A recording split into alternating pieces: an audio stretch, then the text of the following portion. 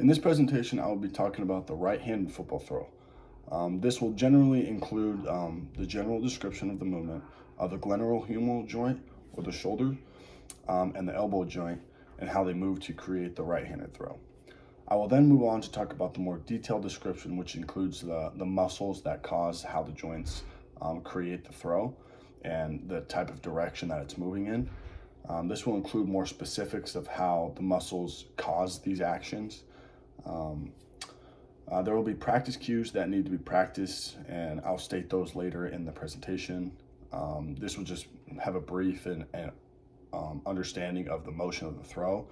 And then the level of performance needed to complete the throw is anywhere from 7th to 12th grade, because it's nothing college level. It's just being able to complete a right-handed throw. And then we'll be going through the steps that are needed to complete this process accurately and making sure we have the right motion, that the hips are getting through and the arm angle is correct. And we'll be going over those later in the presentation. So the first part we're going to be going over is the general description, and this is just the breakdown of each step of the throwing motion. The first step is going to be the cocking to throw. Obviously we're doing a right-handed throw, so everything's going to be moving to the left or on the transverse plane. The second part is going to be the fully cocked motion, and this is when you're getting set and ready to throw. The third step would be the motion to the release of the ball, and that's when your momentum or center of gravity is moving on the sagittal plane and going forward. Then the trunks and hips are also a huge factor, because without your lower body, then none of this would really work out and there'd be no force behind the ball. And then the last one would be the follow through, which is really just you're finishing the throw, and then which creates the spiral and the movement of the ball. And all these put together is what creates the right-handed throw, basically, in the end. Okay, guys, we got Austin here, and he'll be demonstrating a right-handed football throw for us. And this is just the general description of the right-handed football throw. There are 5 phases to this throw, which is the first one is the cocking to throw. Then we're fully cocked, and then the motion to release the ball. And then the trunks and hips are moving while we're releasing the ball, and then the follow through, which just is full extension at the end. So at this phase, this is the cocking to throw phase. The glenohumeral joint is in adduction and internal rotation. The scapular at this point is neutral, so we're not flexing anything. Everything should just be loose, nice and cool. The elbow is in full flexion like he is right now. And it's also pronated because the wrist is on. The elbow and wrist are working together, and it's just on the laces right now. And then the transverse plane of movement, we're always moving on the transverse plane for football, because you can't throw a football on the sagittal plane. You always got to keep those hips moving. And now we're going to be at the fully cocked phase, which the scapula is retracting back, so we can just get the body moving and get it going.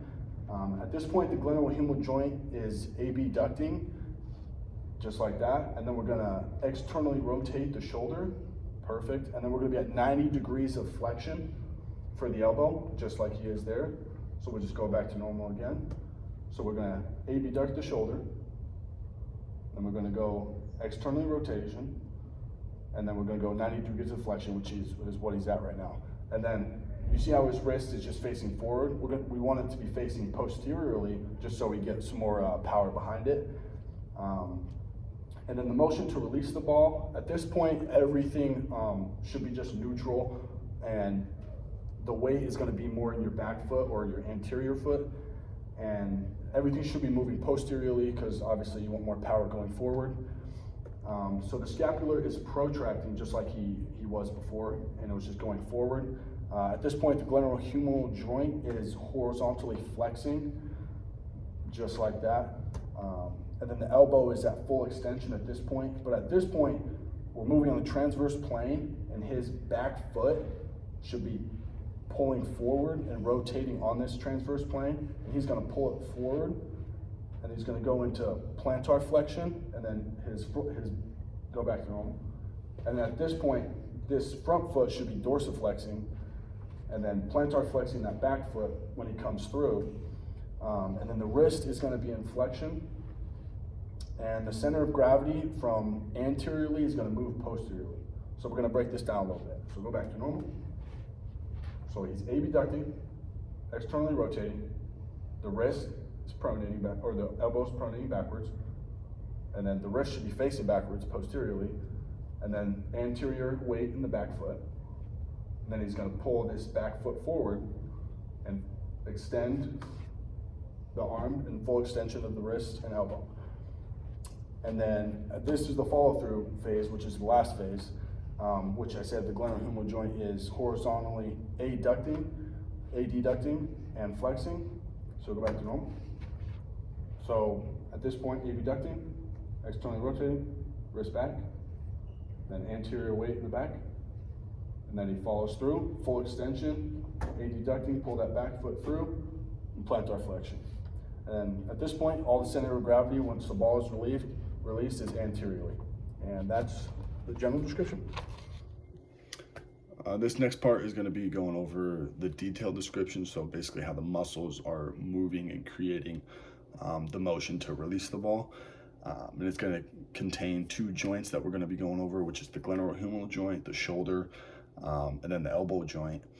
And there was a study done by B.T. Kelly, an American Journal of Sports Medicine, and they said that the anterior deltoid, the middle deltoid, the supraspinatus, infraspinatus are all active throughout the throwing motion, which means these key muscles are basically what's controlling the motion to release the ball. And every step that I just went over in the general description, all of these are going to contain the biggest parts of how you're supposed to throw in the right-handed throw.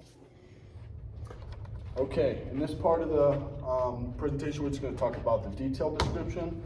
Previously, we just talked about the general description, which basically was just abduction of the shoulder, external rotation, making sure the wrist is posteriorly, and then we're going to work internal rotation, and then we're going to just flex the arm, full flexion, and then bring that back hip through, and then we're going to plantar flexion of the front foot. And yeah, that was basically what we went over in the general description. Now we're going to be talking about mainly more of the muscles and how they work and the agonists and antagonists of them. But the synergist or the stabilizer of the shoulder would be the rotator cuff, just because it keeps everything in place. It makes sure nothing pops out, or we're all just good to go for the force behind a football throw. And then a quote I have is the essentials of kinesiology for the physical therapist assistant. And this talks about basically the primary internal rotators and how they always bring the force back towards the center of the body, just making sure everything's, your center of gravity is always going forward. It's not ever going backwards, basically. And then the middle deltoid, at this point, we're going to set up normally. We're going to abduct. And then the middle deltoid at this point is going to be our agonist. And then our antagonist is going to be the latissimus dorsi, which is right here. And that is the agonist and antagonist.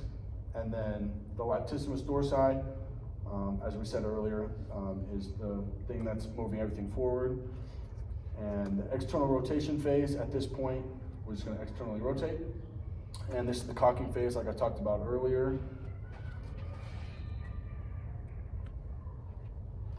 And this is the cocking phase of the throw, and the muscles that are being used is the infraspinatus, the teres minor, the subscapularis, and the triceps. And at this point, the infraspinatus and the teres minor are the agonists, because they're moving everything to go forward. And then also the subscap as well.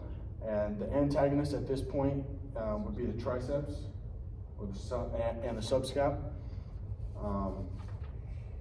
And then the internal rotation, extension, and then horizontal flexion phase are all part of the throwing phase, and these all work together all at once just to keep everything moving forward.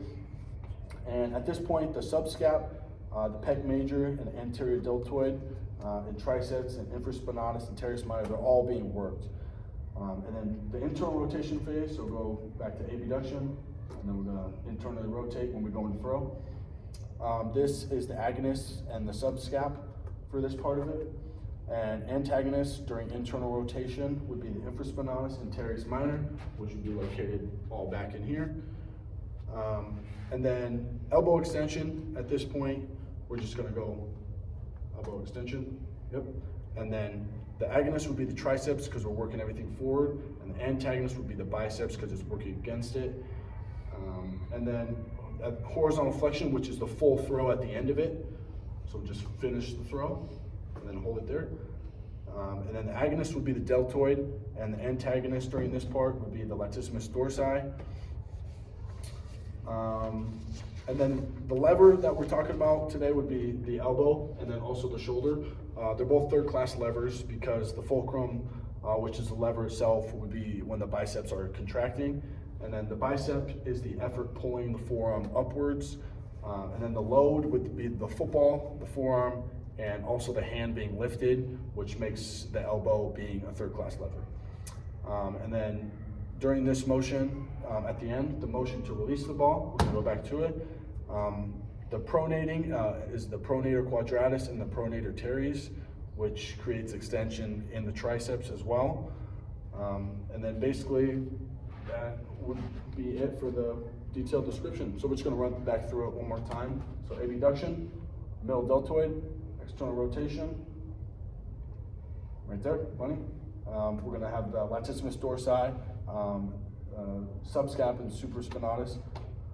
And then when we full flex, it would be the infraspinatus and teres minor, and then the deltoid and latissimus dorsi at the end.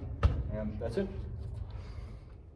So one thing I forgot to mention earlier, going back to the synergist muscle and the stabilizers, talking about the rotator cuff muscles, which is the synergist and the stabilizer of the shoulder. And these muscles include the supraspinatus, the infraspinatus, the teres minor, and the subscapularis. And these all together keep the shoulder in place. It keeps everything safe when you're doing the right-handed throw, and everything going in motion towards the sagittal plane and the transverse plane. Everything moving forward. At this point, when you externally rotate and you internally rotate, this is the part to where all four of those muscles keep the shoulder together to be as safe as possible when completing this motion, because everything with throwing is so violent and so not right with what you're supposed to be doing with the body. So all these muscles all go together to show that you need all four of these muscles to be able to throw and throw accurately, throw harder, and especially strengthening will help a lot.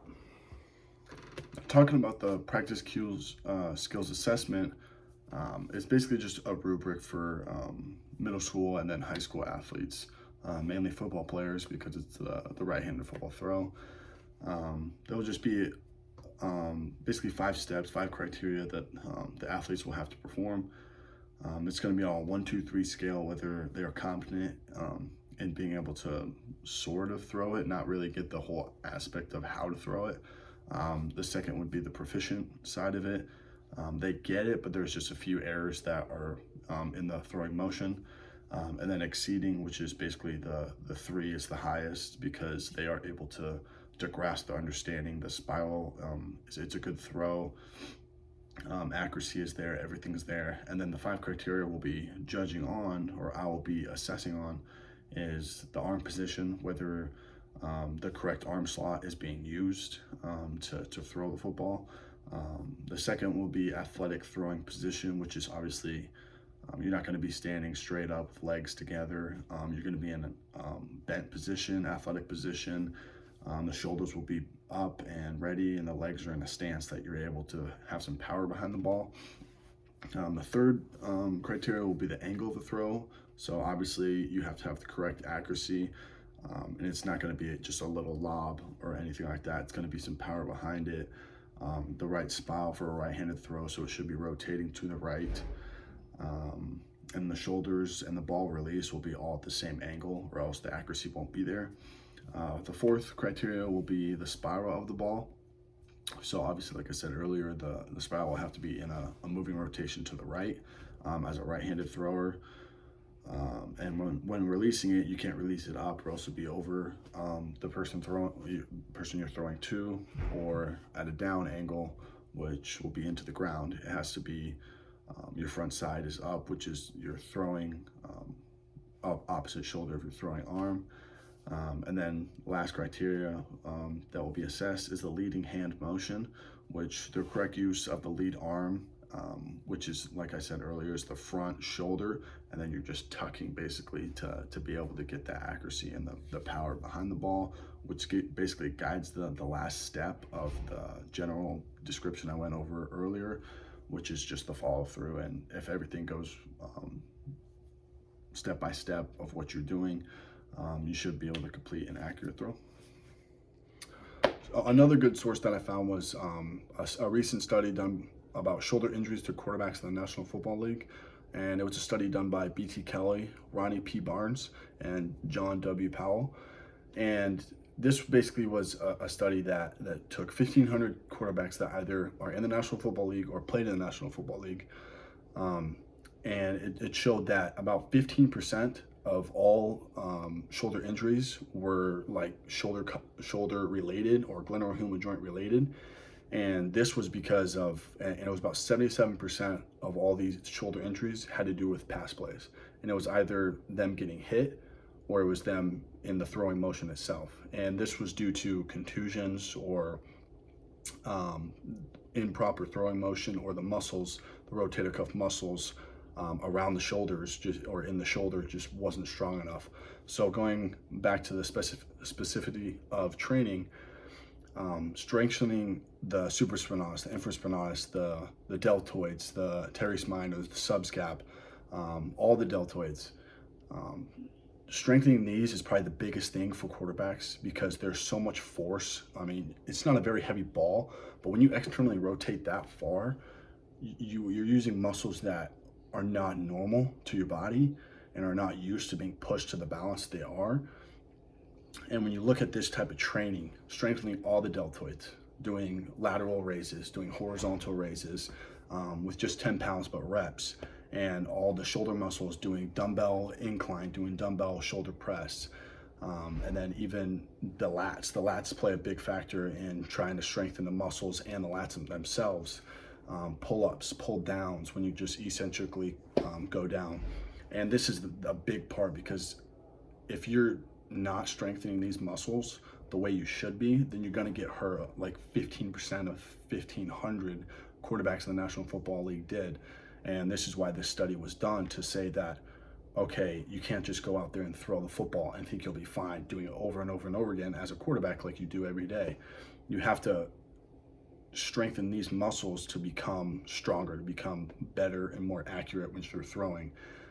And this is why this was a big issue, and it still is, because quarterbacks need to strengthen the muscles in the shoulder, because this is the biggest injury related to quarterbacks in the National Football League. So there was two more sources that I also found.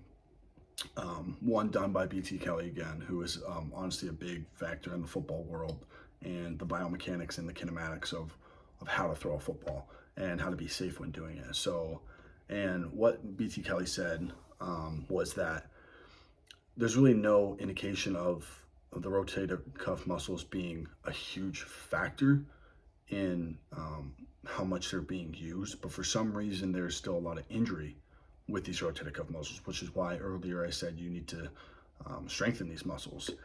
And basically what he said was that the overhead football throw, even though football throw is similar in some respects to baseball throwing, to other throwing, they increase the football weight of the actual football. So in that little bit of weight, how minor it was like 0.42 kilograms versus the 0.14 for the baseball. This difference made the arm have more injuries. So basically what he said was football players need to strengthen their shoulders even more because of this weight difference. And they think that, or he thinks that this factor could play a big role in why there are so many injuries. So going off that, the other source that I found was actually on the NFL website, because I wanted to see, like, okay, if we're using 1,500 NFL quarterbacks or that are playing or used to play, I want to see like the difference of what they think is going on. And they said that, so a lot of people are starting to do the more sidearm throw, like Patrick Mahomes, which is, he's infamous for that now. And that is actually terrible for your arm, because for one, it's not the arm slot you're supposed to be using. Like, you're externally rotating, then you're internally rotating, and finishing off with horizontal flexion. The sidearm is completely different. You're putting a lot of stress on that elbow joint, or the that joint as well, and this just is not what you're supposed to be doing, because if you sidearm throw, you're over externally rotating and putting all that pressure on your UCL, which you see a lot of baseball players have a lot of common injuries in that. And then the 0.42 kilograms compared to the 0.14 kilograms of the football and baseball ratio. Baseball players can get away with that to some extent, but they still have a lot of injuries. But the football player, that's a big weight difference, and this can cause a lot more injuries in this big scheme of things.